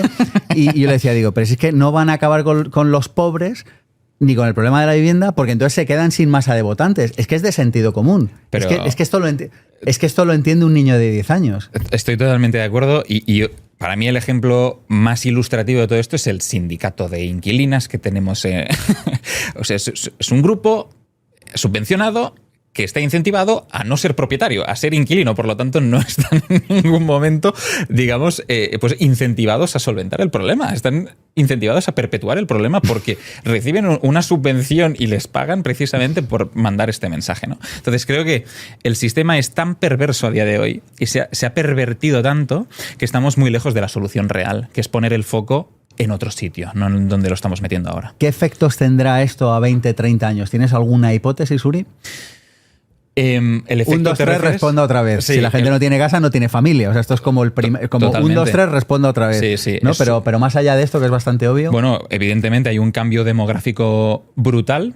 Se prevé un cambio demográfico brutal, se prevé una gentrificación excesiva, absoluta. Gentrificación significa pues que hay una polarización de clases en la zona en la que he nacido y de repente todo es mucho más caro. Entonces, la gente que se lo puede permitir digamos, arraiga a esas plazas y la gente que no se lo puede permitir, que de repente pasará a ser muchísima más, pues se ve expulsada, ¿no? De esas zonas. Entonces, yo creo que existirá pues un proceso de expulsión, de gentrificación, a no ser que existan modelos híbridos que permitan el acceso a la vivienda, como es Habitación.com o cualquier otro, y luego que existirá, evidentemente, pues un cambio demográfico muy bestia, porque la gente, si te fijas, ya no está solo por los costes que tiene tanto tener niños como comprar casa, como comprar una casa más grande si quiero tener niños, etcétera, ya no plantea montar una familia de 3, 4 hijos. Muchos dicen, no, es que voy a vivir solo y a ver lo que pasa, pero ya no planteo si estoy en pareja tener 2 niños, sino que... Entonces, todo esto lo que hace es transformar el mercado inmobiliario. Ya no se venden la oferta o, digamos, la demanda de los inmuebles de 3, 4, 5 habitaciones. Ya no, en Barcelona prácticamente ya nadie lo compra. Lo compran pues grandes tenedores, lo compra gente... Es muy raro encontrar viviendas de más de 4 habitaciones. Es muy raro, porque no se venden. Porque está existiendo ese cambio demográfico, ¿no? Y aquí hay un concepto muy interesante y es que lo que estamos viendo, lo que está ocurriendo realmente es que antes del baby boom, mis abuelos, mis padres, eran generadores de patrimonio, ¿vale? Y a partir del baby boom, todo ha empezado a cambiar, es decir, todo eso fue época de vacas gordas, y ahora estamos en un proceso de millennials, generación Z, generación X y lo que sea, donde somos consumidores de ese patrimonio. Del patrimonio que ahorraron los padres. Correcto. Pero tú te das cuenta de la terrible paradoja. O sea, vivimos en el momento de mayor abundancia de la historia de la humanidad. Nunca ha habido tanto dinero, gracias a este invento que es el dinero fiat, que se puede imprimir o emitir ad libitum.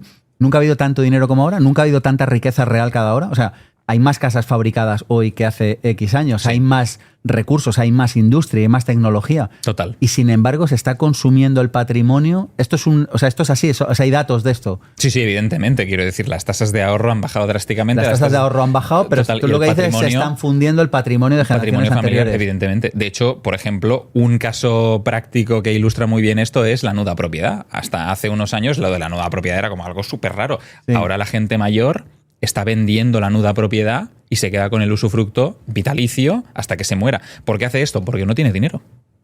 y porque es una forma de, oye, pues mira, mientras esté vivo yo vivo aquí, pero tengo que vender, estoy consumiendo mi patrimonio, ¿vale? Y sus generaciones posteriores, herederos, etcétera, no tendrán ese activo, ¿no? Entonces, estamos viendo que tuvimos una subida de patrimonio colosal, pero que no hemos sabido reconducirlo. Muchas de las familias están empezando a consumirlo y entonces pues eso provocará seguramente una polarización todavía mayor de clase alta, clase baja, eliminando completamente la clase media de cara a los próximos 15, 20, 25 años. Es curioso, ¿no? Porque tenemos el acceso a la información que hace 20 o 30 años no se tenía, y sin embargo se está produciendo esa desaparición de la clase media. Es decir, nuestros padres y nuestros abuelos no tenían acceso como hoy tenemos. Yo antes he recomendado 4 libros, podría haber recomendado 40. Sí. O sea, no tenían acceso a esa información y sin embargo fueron capaces de construir un patrimonio. Y hoy se da la paradoja de que teniendo acceso a esa información, la mayor parte de las personas no construyen ese patrimonio.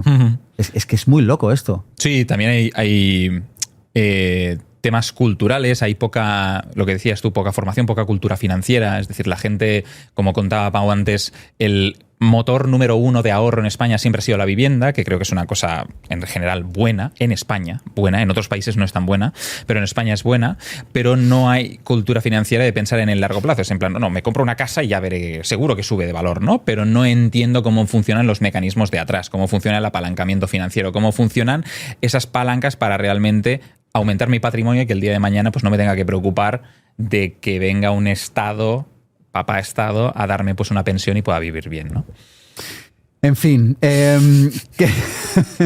oye, hablando de inversión, ¿invertimos en 2025 o no invertimos? Claro que sí, siempre. Siempre que haya oportunidades hay que invertir. Y esta cosa de que los precios no paran de subir, porque parece que lo que dice el manual es que los precios suben y bajan, y bueno, esto de que hay, o sea, hay un momento en el que el mercado sube, hay un momento en el que el mercado baja. Entonces lo que parece que dice el manual es, oye, que si llevamos varios años subiendo, esto en algún momento tendrá que bajar.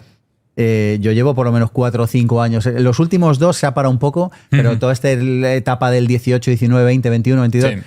Todo el mundo decía, va a estallar, no puede seguir subiendo. Es como la montaña rusa cuando llega arriba, hace ta, ta, ta, ta, ta, ta. Sí, sí. Entonces, ¿estamos en la montaña rusa o bueno, ya le pregunté antes a Pau, decía que no sé, ¿cuál es tu opinión? No hay variables ni indicios para pensar que estamos frente a una burbuja en compraventa de inmuebles, en precios de vivienda en compraventa, ¿vale? ¿Por qué? Pues porque a diferencia del 2008-2007, donde sí que hubo un pinchazo, bajaron los precios muchísimo y tal, teníamos una crisis de oferta, teníamos un exceso de oferta y de repente la gente dejó de querer comprar, ¿no? Ahora está pasando justo lo contrario. Tenemos muchísima demanda y una presión compradora brutal, hay muy poca oferta y eso hace que, a pesar de que de repente baje un poquito la demanda porque hay menos gente queriendo comprar, sigue estando tan arriba, sigue estando tan desigual en comparación con la oferta actual que hace que... ¿Eso por qué sucede? Porque no se ha construido en los últimos años. Porque no se ha construido en los últimos años, porque al final el número de licencias que se han dado, el número de visados de obra nueva, pues está muy por debajo de 2007, que tampoco digo que es el que tenga que ser, que estábamos en 600.000 visados y ahora no sé si llegamos a 40.000, una cosa así. Bueno, de hecho para este año se esperaban más de 100, creo, unos 100.000 visados, pero bueno, todos son estimaciones, pero están muy lejos de la demanda de hogares actual en España. La demanda de hogares, ¿dónde está? Se demandan 1 millón de hogares, ¿vale? ¿Qué es lo que se pretende construir? Pues por debajo de 100.000 viviendas, ¿no? O sea, seguimos un orden de magnitud por debajo de lo que realmente necesita el país, ¿no? Eso significa que existirá una presión compradora brutal, porque si no lo compras tú, lo va a comprar otro, ¿vale? Entonces, estamos en este pues permanente ciclo vicioso que nos permite no salir de ahí, ¿no? Alguien que quiera empezar a invertir en inmuebles, ¿cuál es tu recomendación? Que no sufra de parálisis por análisis. Me ha gustado mucho lo que habéis comentado antes de no querer ganar el último céntimo. Por ejemplo, esto yo lo viví en primera persona, que estuve haciendo, me pasé no sé cuántos meses con el Excel. No, es que esta oportunidad es un 8,76 y creo que lo puedo hacer mejor y tal. Esto son bobadas. La verdad es que lo que tienes que hacer es empezar cuanto antes, invertir, hacer tu primera operación y aprenderás mucho. Y a la siguiente la mejorarás un poco y a la otra y a la otra. Pero al final invertimos para ganar libertad, ¿no? Es decir, para poder pues, obtener esas rentas o ese capital que me permitan pues, poder vivir un poco más libremente y sobre todo tranquilo por la noche, ¿vale? Que esto es lo más importante. Pero la gente que busca ganar el último céntimo y tal, pues tiende a asumir riesgos excesivos, a tardar mucho más en entrar y por ende está teniendo un coste de oportunidad más grande, ¿no? Entonces... Oye, ¿qué le dices a la persona que no, o sea, superado la excelitis, Sí. ¿no? Hay personas que no entran porque se sienten mal, tienen problemas éticos o morales o de conciencia, como para... se sienten mal, dicen, no lo veo yo que vaya conmigo tener una vivienda alquilada a otro, siento como si le estuviera robando, siento como que no es correcto. Bueno, creo que... Ya sé que cada persona es libre de pensar lo que quiere y tal, pero me gustaría conocer tu aproximación al respecto. Efectivamente, no. Bueno, yo creo que esto es una enfermedad, es una intoxicación que hemos sufrido por parte de los medios de comunicación, pensar pues precisamente esto, que el hecho de poner viviendas en el mercado es algo malo, cuando es justo lo contrario. Justo. Ayúdame a explicar eso. Como decíamos antes, ¿no? Si nosotros solo hay un panadero en el pueblo y queremos más pan, el panadero al final no puede dar pan a todo el mundo, se le acaba la harina y tal. Entonces, lo que ahora estamos haciendo es prohibir a que haya más panaderos o limitarle los precios de la baguette, ¿no? Que tiene que vender. No, solo puedes vender la baguette a 25 céntimos. Hostia, pues que entonces no me sale a cuenta meter el horno, comprar la harina, ¿no? Lo que necesitamos es que no existan estas limitaciones. Lo que necesitamos es que existan más panaderos, porque si de repente yo soy el único vendiendo baguettes, te la puedo vender a 5 euros. Pero si sale otro en la esquina de al lado, a lo mejor la saca a 2 euros. Y todo el mundo empezará a comprar allí, ¿no? Entonces lo que necesitamos es muchos panaderos, porque lo que hace que se aumente la oferta de baguettes, lo que va a permitir es que el precio automáticamente también se ajuste, ¿vale? Porque la competencia genera esto, ¿no? Oferta y demanda. El otro día leía a tenor de esto que el sitio donde es más barato comprar una vivienda en relación a los salarios del mundo es Texas. Texas. Y llevan, no sé, décadas, no me sé el dato exacto, pero llevan un montón sin ningún tipo de regulación. O sea, tú básicamente, que yo no digo que esa sea la solución, por cierto, pero me pareció como curioso, ¿no? Es como que tú tienes un terreno y dices, oiga, yo hago un rascacielos, pues hágalo. Oiga, yo no hago nada, pues no lo haga. Yo una tienda de campaña, pues nos parece maravilloso. Creo que no es esa la solución, he dicho sea de paso. Sí. Pero es cierto que salía el dato de que era, en relación a salario, el sitio donde es más barato comprar una vivienda. Curiosamente, a los pocos días hablé con una persona que era de Texas, le pregunté sobre esto. Y es verdad que me contó que vivía en un ático de un precio que era un chiste, no sé. Sí, sí. No sé, pagaba $1.000, no sé, una cosa que era un chiste en relación a la casa que tenía, piscina, Totalmente. el garaje, la de Dios. Y digo, o sea, luego como que lo comprobé, digo, claro, pero es que tiene sentido eso. Totalmente. O sea, lo que se ha visto es que el intervencionismo solo hace que, punto número 1, se limiten los precios, por lo tanto, caiga automáticamente la oferta. Lo hemos visto en Barcelona. Bueno, y saca gente del mercado que Totalmente. Que les da pereza. O sea, eso es. Genera muchísima inseguridad jurídica, está todo el día cambiando la ley, por lo tanto hay mucha gente que tiene oferta congelada. Yo con esto no hago nada porque no sé. Luego hace que la oferta desaparezca de los portales inmobiliarios. En Barcelona lo hemos visto, pero esto lo estamos sufriendo aquí. Se ha visto en España en general. En España, pero sobre todo ya, o sea, la gente que propone este tipo de medidas ya ha visto casos de estudio en muchas otras ciudades, donde claramente en Berlín, en Múnich, no ha funcionado, ¿no? También ha caído drásticamente la oferta. En Dinamarca. Ha ocurrido, por ejemplo, en Dublín. En Dublín tienen un problema colosal con la vivienda y intervinieron el mercado precisamente en la misma línea. ¿Qué ha ocurrido? Que lo han quitado todo. Han decidido derogar todo eso que habían puesto porque han visto que ha sido un absoluto desastre. Argentina. Existía una ley de vivienda muy parecida a la de España. Ha entrado el señor Milei. Puedes estar de acuerdo o no de acuerdo, pero los hechos son... Ha derogado toda esa ley de vivienda, los precios de alquiler han bajado casi un 40%, un 30 y pico por ciento, creo que eran entre 6 y 8 meses, ¿no? Entonces, funciona porque metes más oferta en el mercado. ¿Por dónde tendría que empezar una persona antes de comprar una vivienda, un local, una nave? ¿Por dónde empezamos? ¿En el tipo de activo te refieres? Sí, lo que sea. O sea, yo creo que si estás empezando a invertir, yo escogería un tipo de activo en el que puedas, primero, no complicarte tanto la vida y sobre todo garantizar la demanda. ¿Cuál es la clase de activo que garantiza más la demanda? Pues la vivienda, ¿no? El residencial, lo comentaba antes Pau, es lo que menos riesgo tiene. ¿Vale? Entonces yo trataría de siempre tirar por una vivienda. Eso sí, trataría de buscar no tener altísimas rentabilidades, sino buscar una plaza en la que sé que esté comprando bien, ¿vale? Y que pueda garantizar cierta liquidez, que significa que la plaza tenga demanda. ¿Y cómo eliges esa plaza? ¿Cómo eliges esa ciudad, ese pueblo? Bueno, pues existen muchas métricas, ¿no? Nosotros siempre vemos, por ejemplo, dentro de Habitación.com nos centramos mucho, que vale, aplica lo mismo para las viviendas, pero miramos el número de población que existe en esa plaza, miramos si ha habido un incremento en la renta per cápita, miramos... ¿Cómo accede una persona a toda esa información? En el INE. Son todos datos públicos que tú pones en el INE, renta per cápita, me invento, Albacete, y te aparecerán ahí, incluso segregado por distritos, por barrios y tal. Entonces, tú ahí tienes una serie de métricas que puedes ver en qué dirección está yendo el mercado. Y sé que si hoy tengo una demanda X y solo se van a construir porque se han dado X visados, ¿no?, en esa población, el precio solo va a subir. Pero eso una persona normal no lo va a hacer, ¿no? Esa investigación, ¿o sí? A lo mejor no podría hacerlo y tendría que tirar más. Pero no le va a destinar esos recursos. A lo mejor no, entonces tendría que hacer como yo hice con mi primer inmueble y tirar de ojímetro. Vale. Pues voy a una plaza donde sé que las cosas van bien y se prevé que haya inversión y tal, pues por ejemplo, limítrofes a Barcelona, ¿no? En su momento pues decidí hacerlo así y me ha funcionado muy bien. Compré en 80 hace 3 o 4 años, hoy vale 130 y eso me ha seguido dando una rentabilidad pues mensual pues del 7 y pico %. Pues una muy buena operación para ser la primera de una persona, ¿no? Que a lo mejor un experto como Pau dice, hostia, pues esto a lo mejor no es tan bueno, ¿no? Pero creo que hay que empezar por ahí, simplificando mucho las cosas. ¿Qué más alternativas hay? Ya sé que me vas a decir comprar habitaciones y está bien, Total. Pero ¿qué más alternativas hay aparte de comprar una vivienda? Porque hay personas que igual no tienen el suficiente ahorro. Yo creo que, o sea, hay que diferenciar entre lo que son negocios inmobiliarios, ¿no? Y luego inversiones inmobiliarias. Entonces, en el negocio inmobiliario me refiero a que tú no necesariamente necesitas invertir en activos inmobiliarios para poder entrar en el sector inmobiliario. Puedes dedicarte al rent to rent, puedes dedicarte, lo que yo considero un negocio inmobiliario, una actividad inmobiliaria, al house flipping, que es lo que comentaba Pau, en comprar, reformar y vender, pero utilizando capital que no es tuyo, ¿no? Es decir, existen ciertas formas de acceder sin capital, con muy poco capital. Y luego, a nivel de inversión, pues hay otros activos inmobiliarios.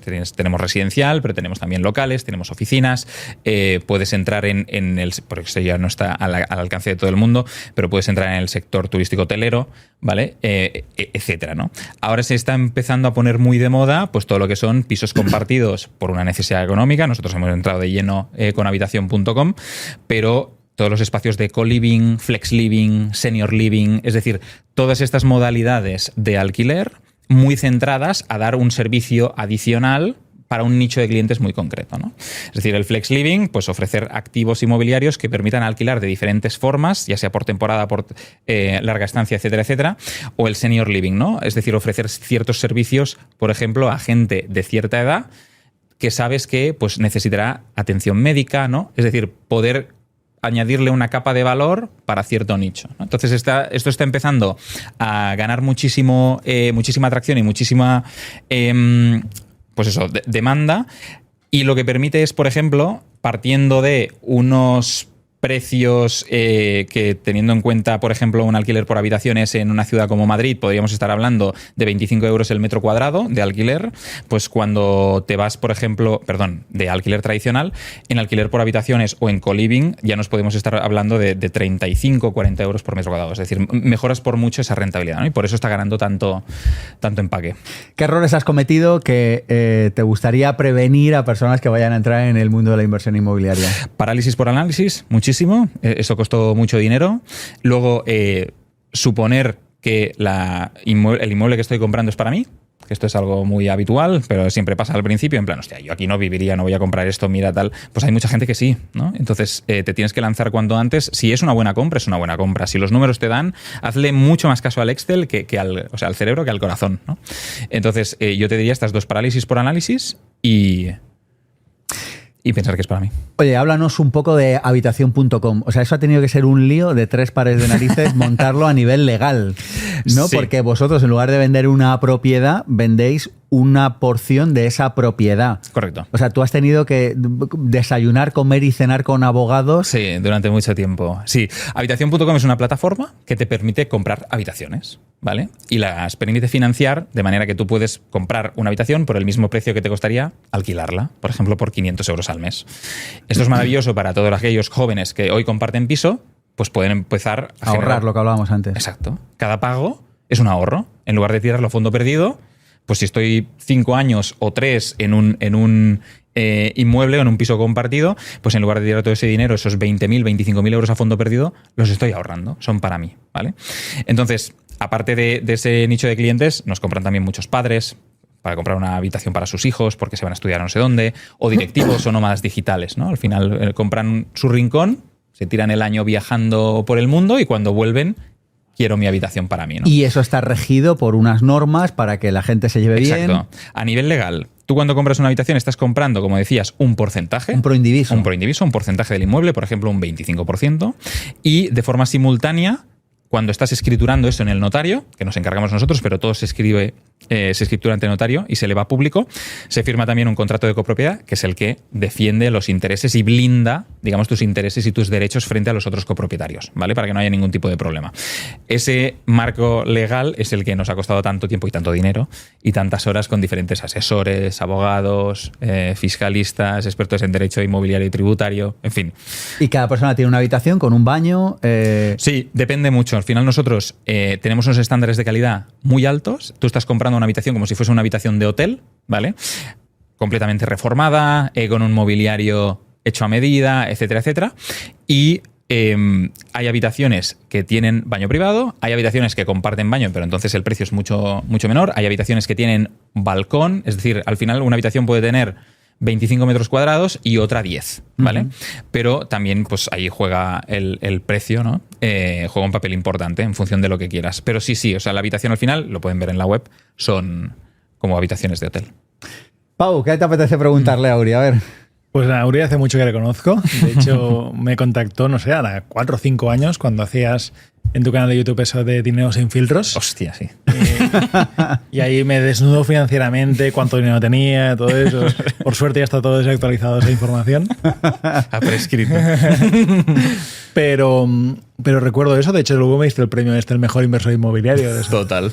Sí, lo hice. O sea que nos conocemos bastante bien y me cuesta preguntarte algo. Pero en tu faceta has tenido la parte primero de divulgador, bueno, trabajando en Suiza en una empresa, luego divulgador que con tu hermano, con Víctor, montaste el canal de YouTube y fantástico todo lo que habéis compartido por ahí.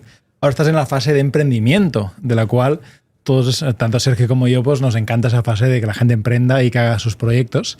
Y yo considero que lo estás haciendo muy bien y que en unos años probablemente vendrá alguien y dirá, habitación.com mola mucho, y te dirá, Uri, tanto dinero, te compro la empresa, que es, los startups muchas veces van a ser vendidas.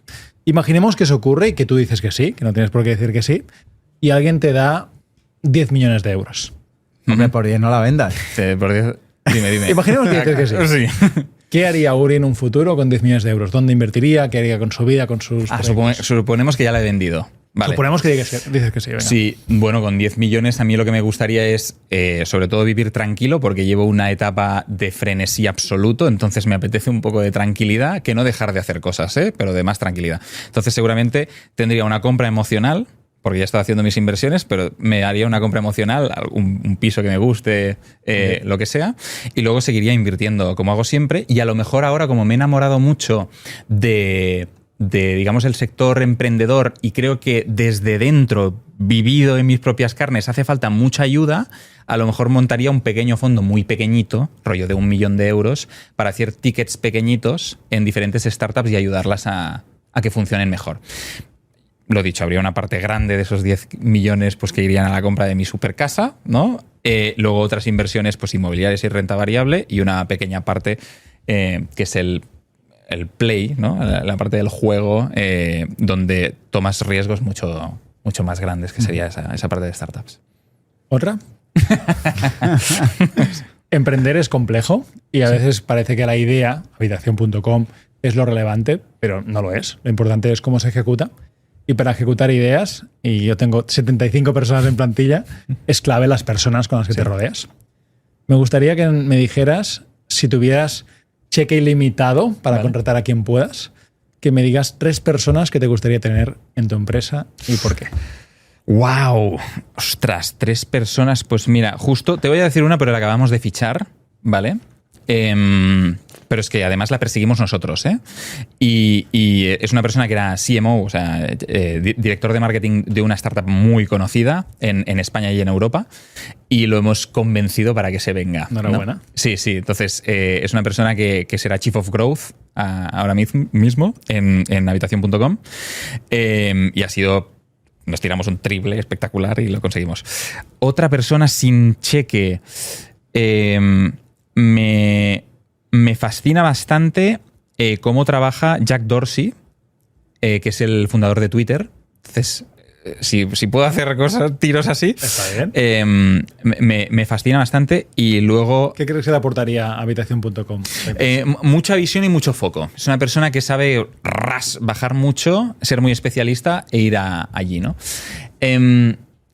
Y luego tenemos una necesidad bastante grande de producto inmobiliario. Entonces ficharía al CEO de alguna Socimi. Por ejemplo, pues un Ismael Clemente, una cosa así. Se dedica no a residencial, pero bueno. Pues sí, exacto, correcto. Pero bueno, nos entendemos.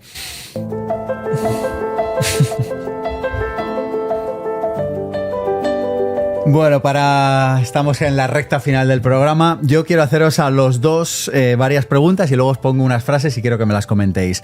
En plan respuesta a Twitter. ¿Vivimos de compra o de alquiler?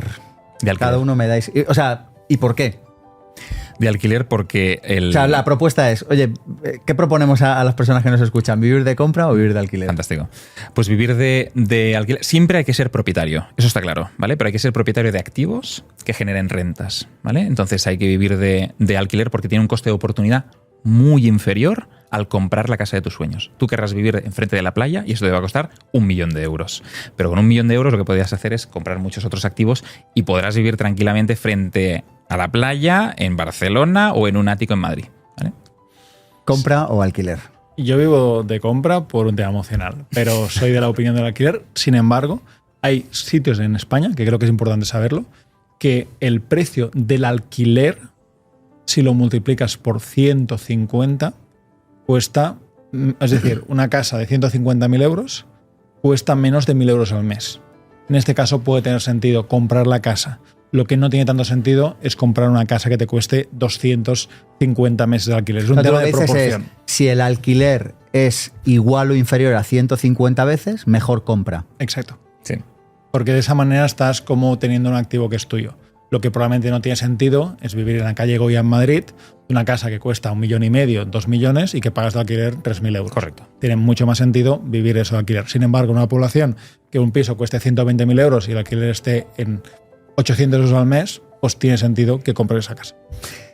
Voy contigo esta vez, Pau. ¿Qué es más importante a la hora de comprar una casa para vivir? ¿Qué es más importante? Que te sientas que es tu casa, que es tu hogar y que puedes tener ahí tu futuro. Es decir, la casa que yo he comprado, la compré por motivos emocionales 100%, para hacerlo a mi medida, por las vistas que tiene, porque es una casa muy bonita, pero creo que te tienes que sentir bien en esa casa. Y también hay gente que lo hace por ese no agobio de decir qué pasará conmigo y con mi vida dentro de cierto tiempo cuando el casero me suba el precio o me diga que me tengo que ir y demás. Compras tranquilidad, pagando un precio caro muchas veces. ¿Qué tendrías que mirar tú para comprar esa casa en propiedad? ¿Qué crees que es importante para comprar una casa en propiedad para vivir?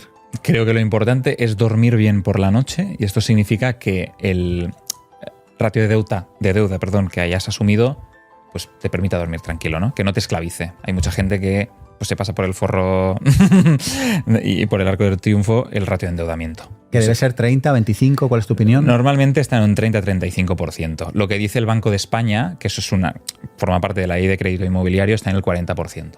Wow. Sí. Pero, es el límite. Pero 40 es entrar chirriando las curvas. Sí, o sea, pero la ley permite eso. No, es como voy a coger el coche, sí. Como chirría en la curva y no me salgo, pues ya va bien, ¿no? Sí, sigue siendo mucho. Lo que pasa es que, claro, el Banco de España se ha tenido que adaptar también a la realidad de la economía actual. Sí, sí. Oye, sigo contigo. ¿Qué hay que mirar para comprar una vivienda para alquilar? No para vivir, sino para alquilar. El Excel, los números. ¿Y qué número hay que sacar? La rentabilidad, en mi opinión, neta. Es decir, ver la rentabilidad bruta, gastarle todos los gastos corrientes y obtener la neta. Potencialmente que esté por encima de un 6-6,5%, que ya me parecería justilla. Pero por debajo de eso... Chulito, ¿eh? O sea, 6,5 justilla. O sea, no, me refiero porque hay otros tipos de activos de inversión que por un esfuerzo similar o inferior te dan una rentabilidad parecida. ¿Vale? Entonces... Por eso soy chulito en el sentido de hay que perseguir eso un poco más. ¿Qué tenemos que mirar para comprar para alquilar? En línea de lo que dice Uri, no hacerle caso a la inmobiliaria porque a veces te dice el piso cuesta tanto, se alquila por tanto, la rentabilidad es esa. No. El piso se compra por tanto, hay impuestos, hay gastos de reforma, con lo cual la inversión es más alta. Luego se alquila por tanto sí, pero hay que restar gastos, con lo cual hay que hacer bien los números, Excel.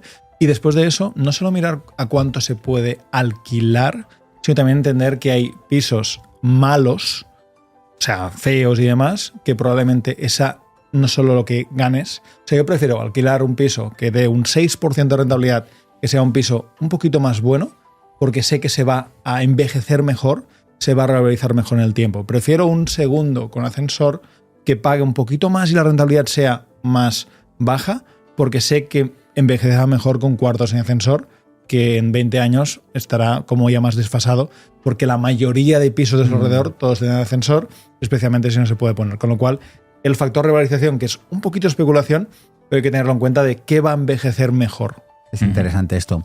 Oye, 2 preguntas. ¿Porcentaje en tu cartera de inversión de inmuebles? ¿Porcentaje que recomendarías a un potencial inversor que tenga en inmuebles dentro de su cartera de inversión? Recomendaría un 40 y tengo un 40. ¿Por qué? Creo que es la cifra... Eso es mi opinión personal, sí, de esto va. Pero creo que es una cifra lo suficientemente relevante en España para vivir tranquilo. Tener un 40% de todo mi portafolio de inversión en real estate. Y entonces la siguiente es, ¿y el otro 60%? Aquí ya depende mucho de tu estrategia, ¿no? Es decir, no es lo mismo si tienes 25 años que 65. Entonces, si tiendes a 65, cogería activos con una rentabilidad mucho menor que preserven el capital, renta fija, digamos, bonos, etcétera. Y tendría una parte muy pequeña para jugar. Y si tengo 25 años, pues tiraría por activos mucho más volátiles con mucho más riesgo, ¿no? Renta variable. Si no tienes mucha idea, pues tira por fondos indexados. Y yo, que soy un loco absoluto, pues tengo una parte de startups y cripto bastante relevante. Porcentaje tuyo y porcentaje que recomiendas. Porcentaje mío, según todos los cálculos de todo el mundo, demasiado. Yo soy muy de inmobiliario, más del 90% de mi patrimonio está y estará en inmobiliario, creo en eso, sabemos manejarlo, tenemos la empresa que lo gestiona, o sea, estamos ahí súper tranquilos con eso. Y recomiendo a la gente que pueda llegar a tener alrededor de un 50-60% en inmuebles, pero haciéndolo el camino inverso. Es decir, no creo que el minuto 1 tengas que tener un 50%. Creo que primero hay que poner las rocas importantes. No sé si habéis visto ese vídeo de los frascos. Primero vean unas piedras grandes. Primero una persona debería invertir en inmuebles con hipoteca. Y luego, de lo que te sobra de cash flow cada mes, de lo que sobra después de pagar, podrías poner mes a mes en un fondo indexado, por ejemplo. Es decir, primero haces la inversión gorda, la que tiene sentido, la que dominas, la que no te da tanto pánico como para invertir en bolsa, y luego de lo que vas ganando o ahorrando cada mes, puedes invertir un poquito en indexados, un poquito incluso en criptos, aunque no soy súper fanático, pero algo tengo ahí, y puedes invertir en estas cosas, incluso en cosas que cuando tienes más patrimonio se te abren esas posibilidades, la banca privada te abre, ¿no? Como private equity y otras cosas, pero ya son en una etapa eso posterior. Ya es para una liga posterior, sí. Eso es para una liga amplia. Bueno, os hemos preparado una serie de frases, las ponemos, me dais un comentario rápido, ¿os parece? Venga. Súper. Vamos a por ello. Invertir en inmuebles no es solo sobre propiedades, es sobre personas, sistemas y visión a largo plazo. Robert Kiyosaki. Comentario de esta frase, un comentario rápido, algo que queráis construir sobre esto. Me encanta y creo que el approach que se tiene que hacer en cualquier operación inmobiliaria es precisamente con la visión de largoplacismo. Si tú tienes una visión cortoplacista, a no ser que sea para entrar, reformar y salir o hacer algo muy rápido, te vas a pillar los dedos. El problema de la inversión inmobiliaria en España es que la gente de media compra 1,4 casas en España en su vida. Entonces van a buscar el chollo, la oportunidad, el regatear con esa inmobiliaria. Las inmobiliarias que a veces no actúan del todo bien, a veces lo hacen por defenderse porque le han saltado 27 veces y demás. Entonces hay visión cortoplacista, pero las personas que hemos invertido en más de 1000 operaciones tenemos esa visión largoplacista, con lo cual probablemente quienes sostenemos que eso que dice Robert Kiyosaki ocurra somos las personas que hemos estado y estaremos aquí durante muchos años. Pero entiendo que el tío que se quiere ahorrar la inmobiliaria, esto, aquello, pues tenga esa visión más cortoplacista y es un error. Los bienes raíces son el único vehículo de inversión donde puedes apalancarte con dinero ajeno y aún así controlar el activo. Grant Cardone. Parcialmente de acuerdo. Sí, entiendo por qué lo dice Gran Cardón. Lo que pasa es que existen formas con capital privado que sí que te permiten invertir en activos que no sean necesariamente real estate, que sí que te permitan tener cierto control. Por ejemplo, en startups, ¿no? Tú puedes tener cierto control, tener un puesto en el consejo e ir con capital de varios inversores. Pero bueno, entiendo por qué lo dice.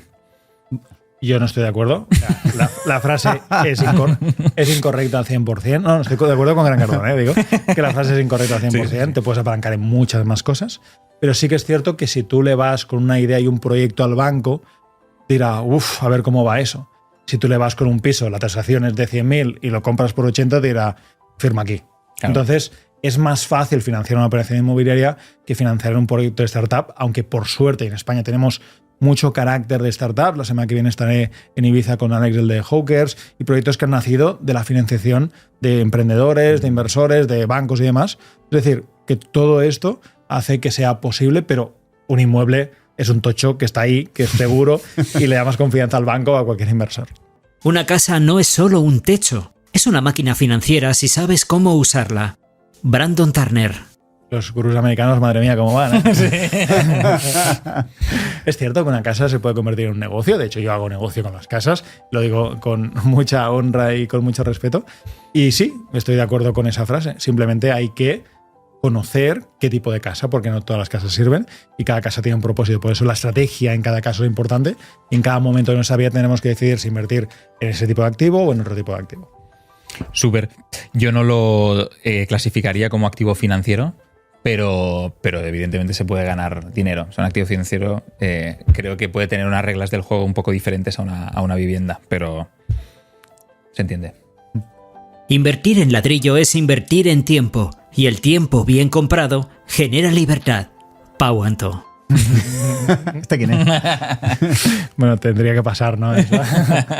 Sí, es cierto. Te da muchísima tranquilidad el saber que disasocias tu tiempo por tu dinero. Para mí es uno de los descubrimientos que clientes, amigos, seguidores han ido siguiendo y dices, ostras, que al final estoy ganando. Cuando llega al punto, que creo que tú lo has vivido también por lo que hace años que nos conocemos, que puedes ganar más de tus rentas que de lo que gastas en tu día a día, dices, eso es libertad, ¿no? Y puedes tener la vocación de generar un propósito como el que tenéis IPP y decir, ostras, lo hago porque quiero, porque me gusta esa vocación de servicio y no por la necesidad que mucha gente se mueve con sus ingresos por esa necesidad. Así que de ese señor que había por aquí, suscribo totalmente la frase.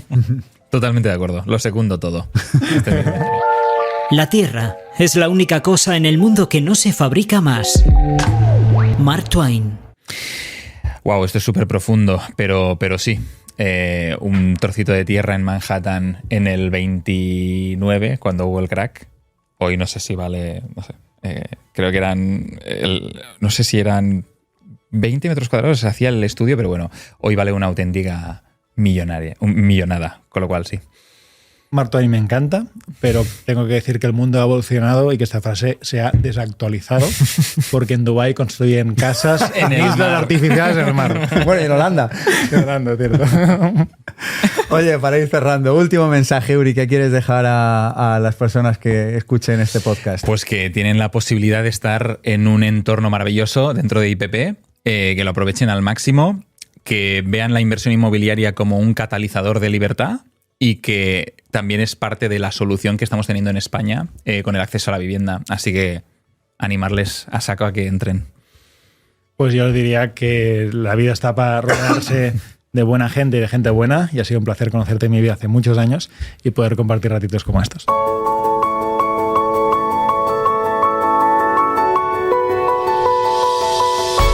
Pues hasta aquí ha llegado este programa en el que hemos hablado de inmuebles, en el que hemos aprendido un montón de cosas. Hemos aprendido si hay que vivir de compra o de alquiler, qué hay que poner en el foco a la hora de comprar una vivienda para vivir o para alquilar.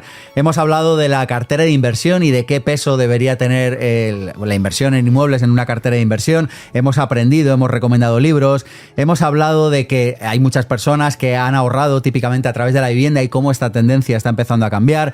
Nos hemos convertido en protoministros de vivienda y hemos hablado de soluciones posibles al precio de la vivienda. Hemos aprendido que hay soluciones al tema de la vivienda. Hemos aprendido también que cualquier persona puede invertir. Hemos hablado de apalancamiento, de pedir dinero prestado a los bancos, de pedir dinero prestado a inversores. Hemos descubierto un nuevo modelo de negocio, habitación.com, y hemos descubierto que, como siempre, esto va de tener un plan, de tener una estrategia, de tener una visión a largo plazo.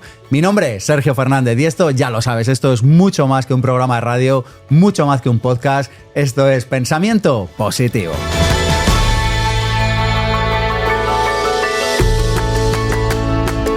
Si te ha gustado este vídeo, ve ahora mismo a ippformacion.com/regalo y apúntate a mi mail diario, donde te mando cada día un mensaje con información de valor sobre desarrollo personal, profesional y financiero. Cada día un email con mucho valor.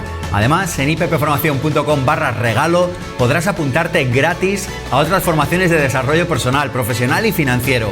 ippformacion.com/regalo.